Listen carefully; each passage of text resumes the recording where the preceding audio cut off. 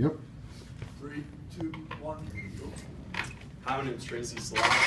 I'm one of GMU's Sport Performance Interns. Today I'm going to talk to you about the influence of music on exercise performance. So a little presentation outline here. I'm going to give you a brief introduction. I'm going to explain the criteria of music that leads to these exercise performance improvements. Also have the effects of the music on performance in the human body.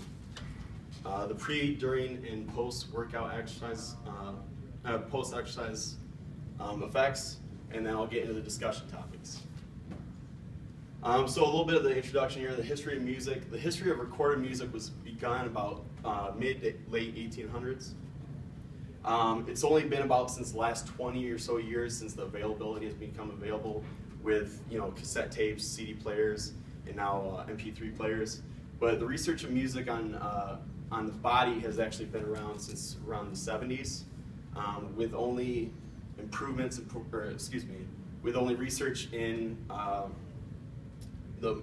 sport performance being studied in about the last 10 years. These studies have shown that improvements in performance have been shown. So now the criteria of music.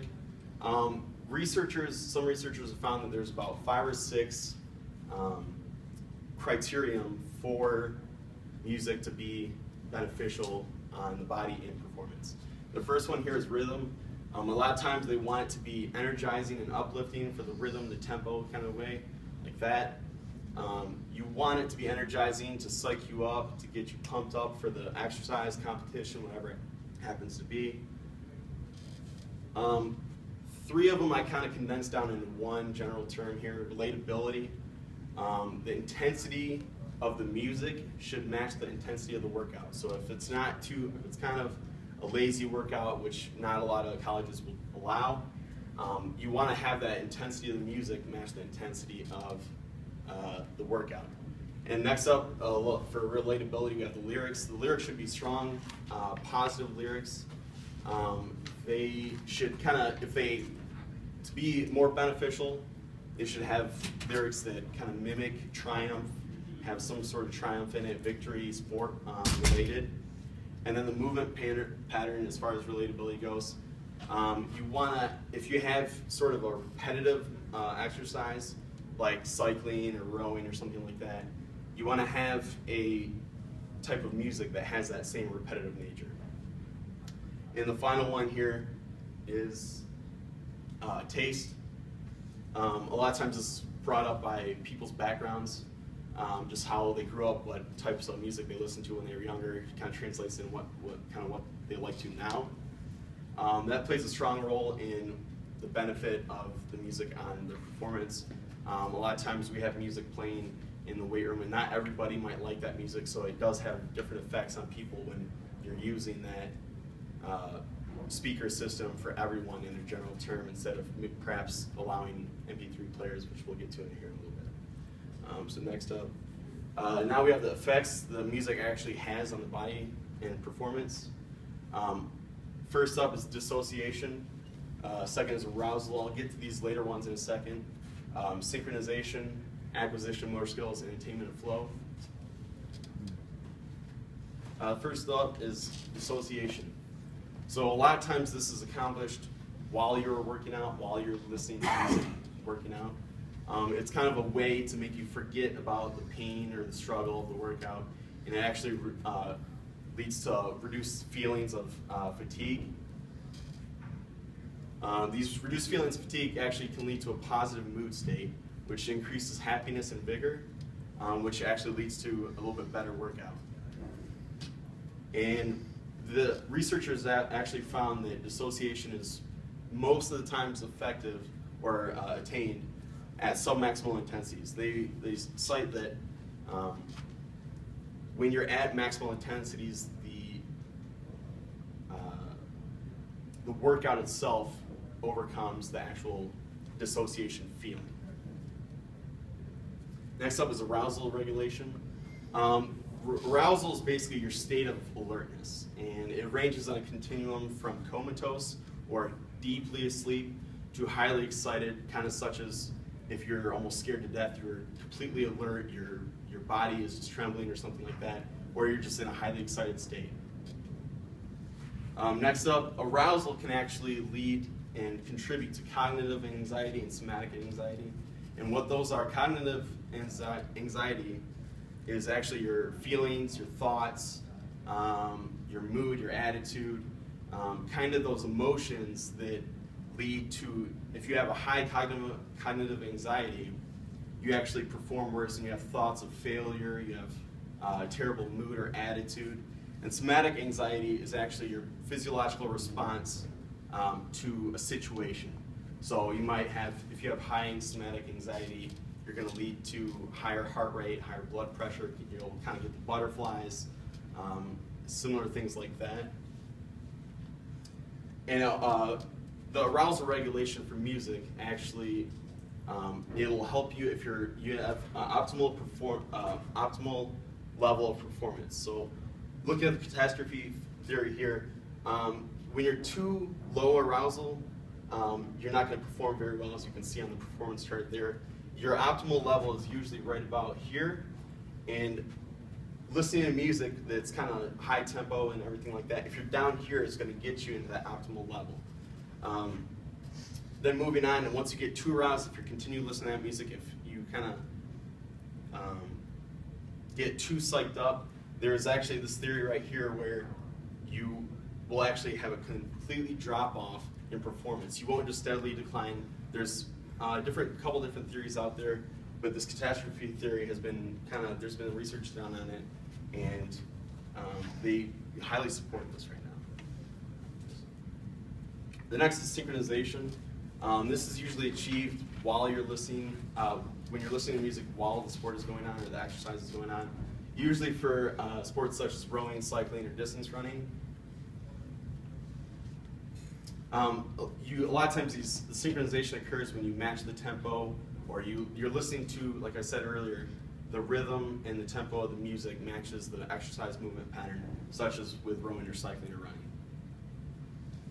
running. This matching the tempo, there's actually a marathon runner who set world records because he matched the tempo of the song, the beat of the song, and he had it actually playing on repeat through the entire marathon because it matches most efficient stride frequency. So that actually leads to better work output. With this tempo that you keep in mind, you try and match the tempo. If you feel yourself start to decline below the tempo of the music, you can pick it back up just by flipping a switch most of the time, and then you result in better efficiency and more work output. Next up is acquisition of motor skills. A lot of times, kind of growing up, you're listening to music, you're having fun, like in recess, or you're in gym or something like that in elementary school, and you have music that you're kind of working out to or exercising to. A lot of times this helps you occur these motor skills that are important later in life. And actually for sports such as gymnastics, it helps make your movements a lot more fluid by listening to the audio cues of the music. Like I said, this might be used during exercise, so a lot of times for gymnastics they are playing music for their floor routines or perhaps balance beams sometimes. This also, music while listening to the competition, or while listening to music during the competition and learning, actually increases your intrinsic motivation, which is kind of setting goals for yourself and having joy from performing well, and which reinforces the learning environment by making it you want to set goals and want you to achieve those goals. The final one here is attainment of flow.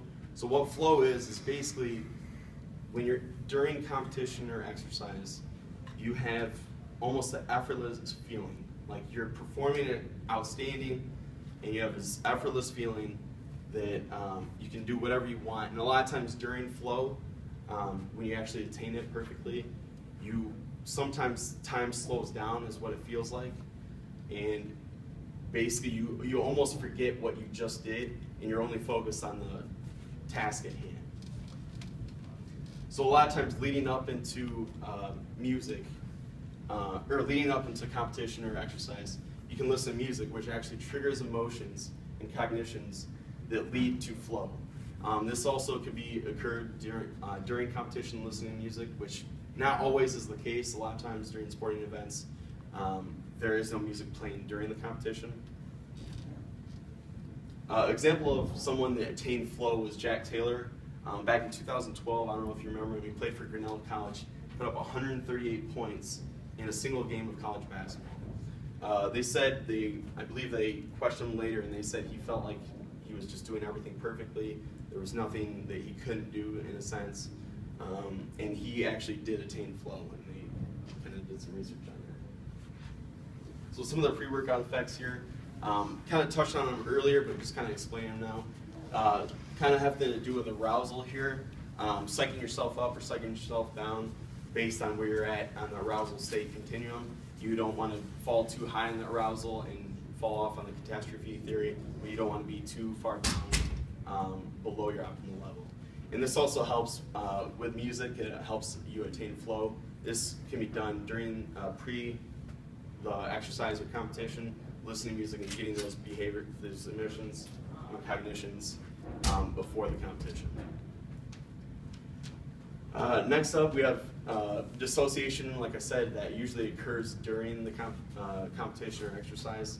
Those the reduced feelings of fatigue can help you lead to better performance. Higher output based on synchronization. The fluid movements can occur during competition or during exercise while listening to music. And the flow actually can happen during the competition as well. Right here we have some research done by Eliakim. He had his test subjects perform a 6-minute run at peak oxygen consumption at that speed that they consumed peak oxygen. They had a non-structured recovery. Basically, they were allowed to walk around the room, kind of do whatever they wanted, as long as they were kind of staying active. And they had 3 controls. They had their test subjects listen to music after the 6-minute run. They had them listen to just the tempo or just the beats of that same music, and then they had no music. And what they found was that during recovery, the test subjects' ratings of perceived exertion, based on kind of how they felt after the workout, how hard it was, were much lower while listening to music during recovery than no music at all. And they actually found that absolute blood lactate levels were lower with music than without music, and they had a step counter to count their activity throughout their room, their test room. And they found that post-workout activity during that recovery was much higher with music than without. So kind of getting now, I just want you to kind of look over these right now.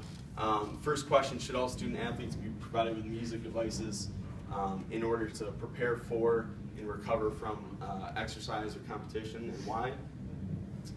And then also, should sports competitions have extended half times in order to see kind of a relative performance increases on the court or field?